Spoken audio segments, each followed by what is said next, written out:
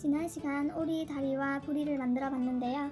이번에는 지난번 시간 관계상 뜨지 못했던 리본부터 떠주겠습니다.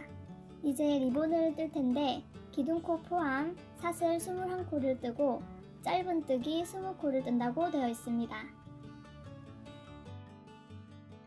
색상을 보면 1단에 빨간색으로 뜬다고 표시가 되어 있고 2단, 3단은 흰색으로 짧은뜨기 20코 뜨고 4단, 5단 빨강, 6단, 7단 흰색, 8단, 9단 빨강 이렇게 떠주시면 되겠습니다. 그럼 떠보겠습니다. 먼저 사슬 21코, 코바늘에 실을 감아 교차점을 잡고 다시 코바늘에 실을 감아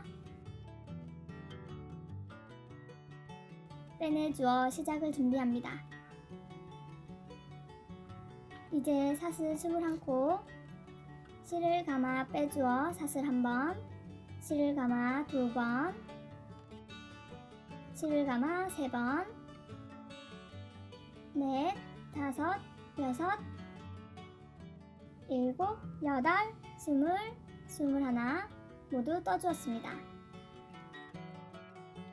그러면 코바늘에서 두 번째 사슬에 짧은뜨기 합니다. 바늘을 찔러 짧은뜨기 하는데 실을 코바늘 아래로 끌어와 짧은뜨기 합니다. 또 다음 코에 짧은뜨기, 또 다음 코에 짧은뜨기,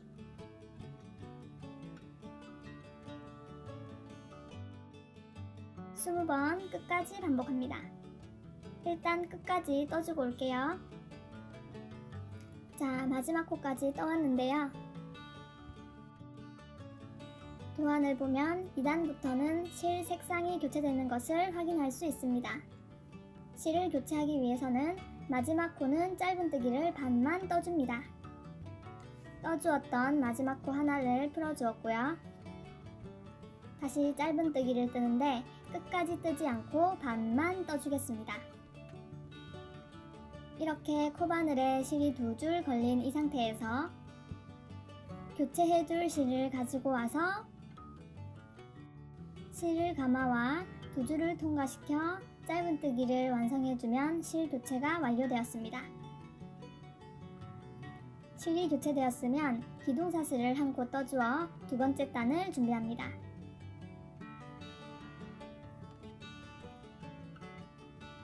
이 상태에서 편물 방향을 반대로 돌려줍니다. 편물을 돌려준 상태에서 짧은뜨기를 떠주시면 됩니다.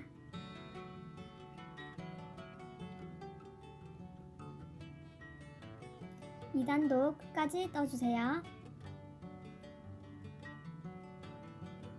끝까지 떠주고 오겠습니다. 2단도 끝까지 떠주었습니다. 3단은 그대로 흰색 실로 뜨기 때문에 3단 기둥사슬을 떠주고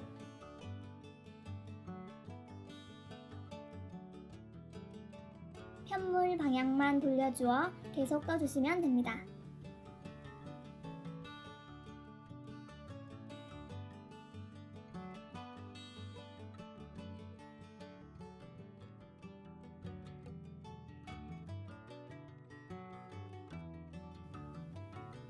끝까지 떠주고 오겠습니다. 여기까지 3단을 마지막 코만 남겨둔 상태입니다. 4단은 빨간색 실로 떠줘야 하기 때문에 이번에도 3단 마지막 코에서 실을 교체해 주도록 하겠습니다.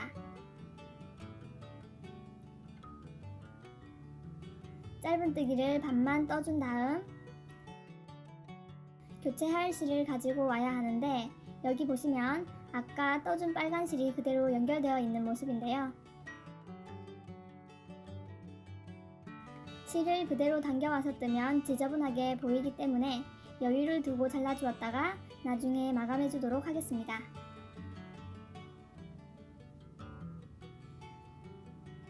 리본 같은 경우는 앞, 뒤 모두 보이는 부분이기 때문에 조금 번거롭더라도 실을 잘라 마감해주는 방법을 사용하도록 하겠습니다.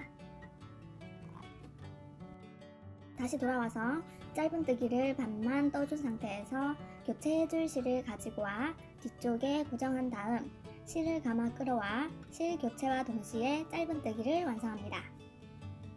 이 상태에서 기둥 사슬을 뜬 다음 편물을 돌려주세요. 돌려주었다면 다시 짧은뜨기를 떠주시면 되겠습니다. 4단, 5단을 뜨고 오도록 하겠습니다.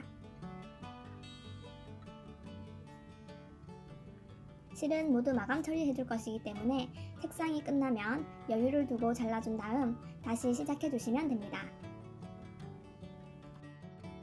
실을 잘라주면 옆면에 치렁치렁 남아있게 되는데요. 거슬린다면 바로 편물 사이로 감추어 마감해 주어도 되지만 효율적인 작업을 위해 저는 마지막에 한꺼번에 처리해 주도록 하겠습니다. 지금부터는 계속 반복 작업이기 때문에 끝까지 떠주고 오도록 하겠습니다. 잠시 리본 조임끈 도안을 보면 기둥코 포함 사슬 총 10코를 뜨고 짧은뜨기 9코 뜨라고 되어 있는데요. 리본을 뜰 때와 처음 시작 방법이 같기 때문에 설명은 생략하겠습니다. 시작과 끝 동일하게 실을 20cm 정도 남겨주세요. 완성된 리본과 리본 조임끈입니다.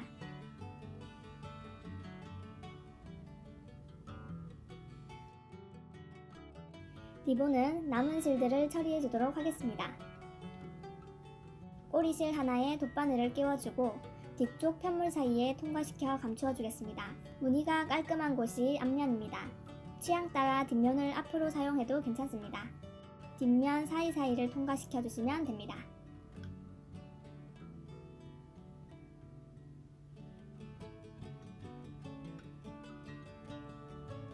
통과시켰으면 실을 당겨 실을 잘 감추어 준 다음 가위로 잘라 마무리 해줍니다.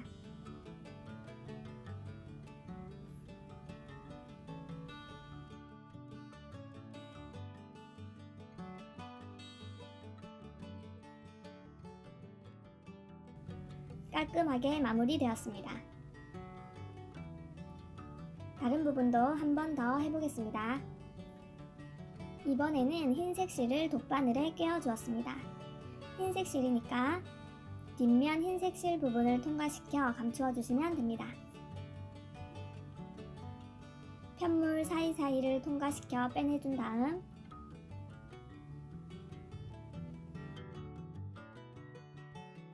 가위로 잘라 마무리 해줍니다. 나머지 부분도 같은 방법으로 처리를 해주시면 되겠습니다. 이제 떠줄 부분들은 모두 떠주었고요. 앞서 설명하지 못했던 다리 부분 마감 방법입니다. 다리 부분은 끝실은 쭉 빼내주시고 발 부분도 실을 빼서 준비해주세요. 다리 부분은 끝난 지점 바로 옆 코 안쪽에서 코바늘을 찔러 실을 끌어와서 안쪽으로 빼내주고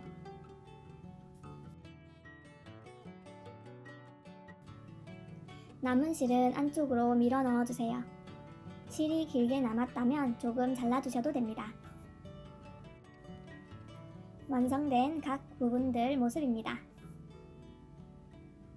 각 부분들을 모두 완성했으면 오리 얼굴과 몸통에 솜을 넣어주겠습니다. 솜을 넣을 때는 겸자가 있으면 좋습니다. 없다면 막대로 대신해도 됩니다. 저는 방울솜을 사용했고요.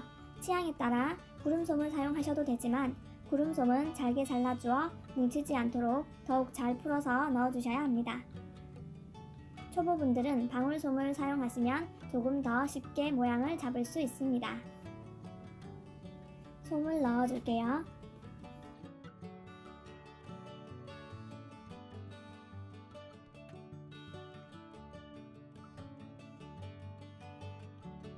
어느 정도 솜을 넣고 나면 맨 안쪽부터 솜을 다지듯 만져가며 차곡차곡 솜을 넣어주시면 됩니다. 솜을 무작정 넣기만 하면 자연스레 밀려 들어갈 거라 생각되지만 생각보다 예쁜 모양이 잡히지 않게 되고 끝부분까지 솜이 꼼꼼히 들어가지 않게 됩니다.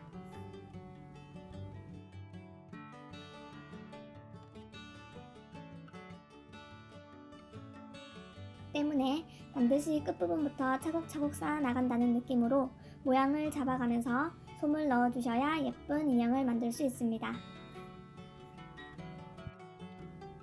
솜이 제법 들어가면 겸자를 사용해서 더욱 구석구석 밀어 넣으며 계속 모양을 잡아갑니다.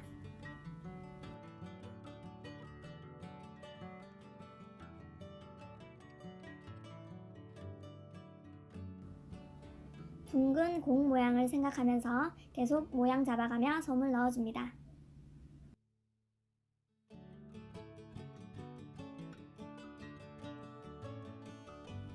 앞쪽 부분에도 빈틈이 없도록 솜을 잘 채워주세요.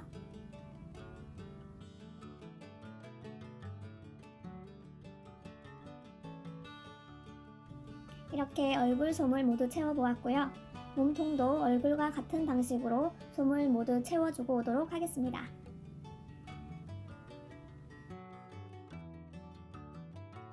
몸통에도 솜을 넣어 왔는데요. 몸통은 솜을 넣을 때 바닥 부분을 납작한 모습을 떠올리며 솜을 넣어주시면 되겠습니다. 바닥을 최대한 납작하게 하는 이유는 인형을 앉혔을 때 바닥 부분이 볼록하면 옆으로 넘어질 수 있기 때문입니다. 이제 모두 솜을 채워주었으니 얼굴과 몸통을 연결해 보도록 하겠습니다.